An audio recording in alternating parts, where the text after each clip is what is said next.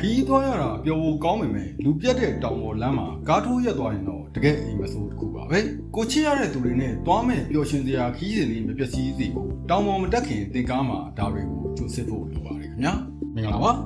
အခုလိုပူပြင်းတဲ့ရာသီဥတုတန်းနဲ့73စီစဉ်တို့မြန်မာဆုံးအချိန်ကာလမှာကားတစ်စီးကိုကျမ်းမာအောင်ထိမ့်သိမ့်မှုဆိုတာကတကယ်ကိုမှုပညာတည်းပါပဲလူကြီးမင်းတို့ကားကိုစိတ်အေးချမ်းသာစွာမောင်းနေနိုင်မှုမဖြစ်မနေဂရုစိုက်တဲ့အချက်လေးတွေကိုနှွေးထွေးစွာဝေမျှပေးကြပါတယ်အပူဒဏ်နဲ့စီစားတတရေးအတွက်ပထမဆုံးအနေနဲ့ကားရဲ့တာယာပါပူပြင်းတဲ့ကတ္တရာလမ်းတွေကြောင့်ကားတာယာလေးပေါင်းကပိုတင်းလာတတ်ပြီးတော့ပေါက်ကွဲတတ်တဲ့အန္တရာယ်ရှိပါတယ်ဒါကြောင့်မနက်ခင်းကားမထွက်ခင်အေးတဲ့အချိန်မှာလေပေါင်းမှန်စစ်စီပါလေပေါင်းချင်းကွက်တိဖြစ်နေခြင်းကအန္တရာယ်ကင်းစေသလိုကားရဲ့စီစားနှုန်းကိုလည်းတိတိတတ်တာ